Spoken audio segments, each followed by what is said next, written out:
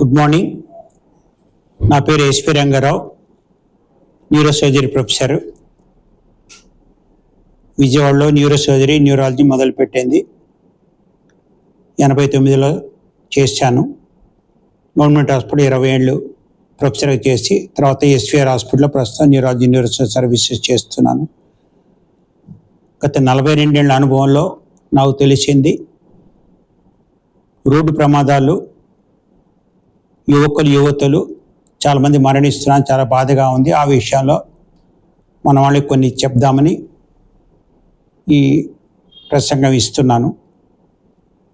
Road ప్రమాదాలు అనేవి గణాంకాల ప్రకారం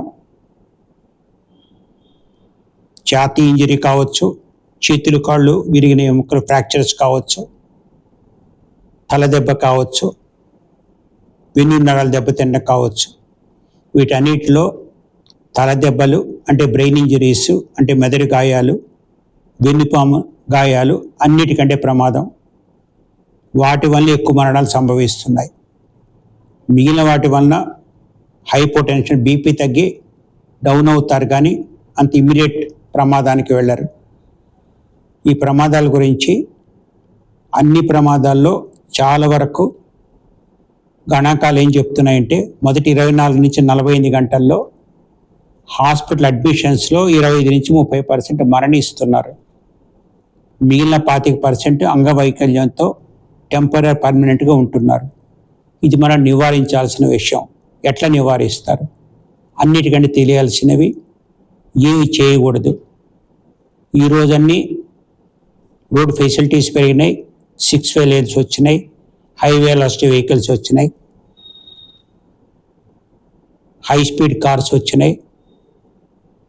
లైసెన్స్ లేకుండా 18 ఏళ్ళు 16 ఏళ్ళ పిల్లలు కూడా డ్రైవింగ్ చేస్తున్నారు.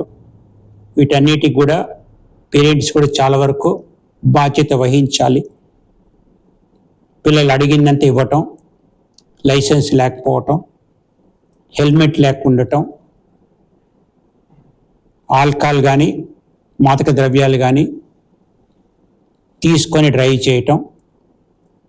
ఔటర్ రింగ్ రోడ్లో చాలామంది చూసాం, సెలబ్రిటీస్ పిల్లలు, చాలా బాధ వేస్తుంది, చనిపోయినారు ఆన్ ది స్పాట్.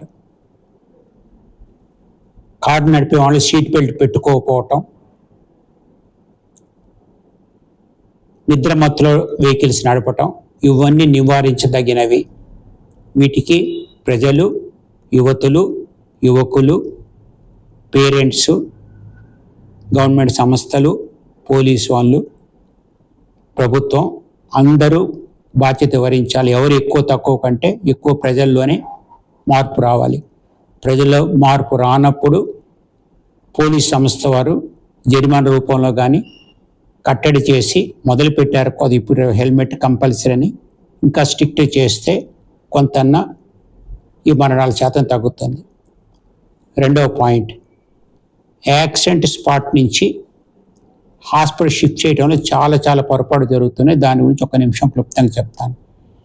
ఈ యాక్సిడెంట్ ఏం జరిగినా కూడా మొదటిసారి చేయాల్సింది స్పాట్లో ఫస్ట్ పేషెంట్ని చూసి ఇమ్మీడియట్గా దగ్గరున్న 108 అంబులెన్స్ ఆ హాస్పిటల్కి షిఫ్ట్ చేసే ఆలోచనలో ఎవరొకరు ముందుకు రావాలి. అలానే పోలీసు వాళ్ళని తెలియపరచాలి. ఇవాళ గవర్నమెంట్ చాలా క్లియర్గా చెప్పింది, పేషెంట్ని తీసుకున్న వ్యక్తికి ఎటువంటి బాధ్యత కానీ ఎటువంటి వాడి మీద నేరకాలు లాంటివి ఏమీ వేయరు. యాక్చువల్గా ఇది ప్రజోపకారం కింద లెక్క, వాళ్ళని అభినందిస్తున్నారు.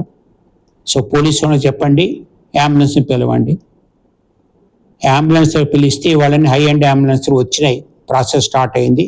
మెడికల్ అంబులెన్స్ అంటే ఐసీయూ ఆన్ వీల్స్ అంటారు. ఇవి జరగాలంటే పేషెంట్కి వచ్చినప్పుడు హెడ్ ఇంజరీస్లో మరణాలు ఎక్కువ కారణం కూడా ఆక్సిజన్ అందకపోవటం, తన సెక్రేషన్స్ తనే మింగలేక మెదడుకి వెళ్ళిన ఆక్సిజన్ పోక కోమలకి వెళ్ళి చనిపోవడం జరుగుతుంది. దాన్ని ప్రివెంట్ చేయాలంటే హాస్పిటల్కి వెళ్ళే లోపల జరిగే మరణాలు చాలా ఎక్కువ ఉంటున్నాయి. ఆ 1 hour is called golden hour. Ambulance తీసుకునే ఉపయోగం ఏమిటంటే, అంబులెన్స్ ఒక డాక్టర్ కానీ ఒక క్వాలిఫైడ్ టెక్నీషియన్ ఉంటారు. ఏ పేషెంట్కి ఏది అవసరమో ఆ స్టేజ్లో చేస్తారు. ఎలా అంటే బ్లీడింగ్ అవుతుంటే కుట్లేస్తారు, సక్షన్ చేసి ఊపిరితిత్తుని సెక్రేషన్ చేసి చెప్తే మెదడుగా ఆక్సిజన్ పోతుంది, అంబులెన్స్లో ఆక్సిజన్ పెడతారు. అవసరం వస్తే ఎక్స్పర్ట్స్ ఉంటే వెంటిలేటర్ కూడా పెట్టచ్చు. ఈ ప్రస్తుతం ఇవి జరిగిన తర్వాత ఈ లోపల ఆ పర్టికులర్ డేటాని దగ్గర నియరెస్ట్ న్యూరోసర్జికల్ సెంటర్ కానీ ఒక general hospital tertiary care centre ఇస్తే అక్కడికి వెళ్ళేడికి ఆ కావాల్సిన సిస్టమ్స్ రెడీగా ఉంటాయి. సో డిలే అనేది జరగదు. ఇది జరగాల్సిన పని, కానీ ప్రస్తుతం జరుగుతున్నది నాకు తెలిసినంత వరకు 25% కూడా జరుగుతున్నట్టు లేదు. ఇది మార్పు రావాలంటే అందరిలో మార్పులో ఇందాక చెప్పినట్టు వ్యవస్థలో మార్పు రావాలి, కానీ అవసరం.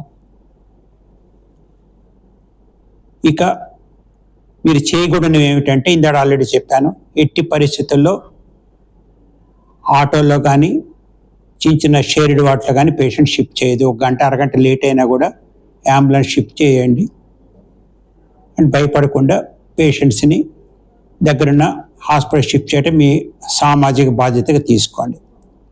నేను చెప్పిన దీని మీద ఏదైనా మీకు వివరణ కానీ సలహాలు కానీ ఏదైనా మీరు ఇదే మీడియాలోనే నాతో మళ్ళీ ముఖాముఖి మాట్లాడచ్చు, లేదా సలహాలు ఉంటే నేను ఆన్సర్ చేసి పెడతాను.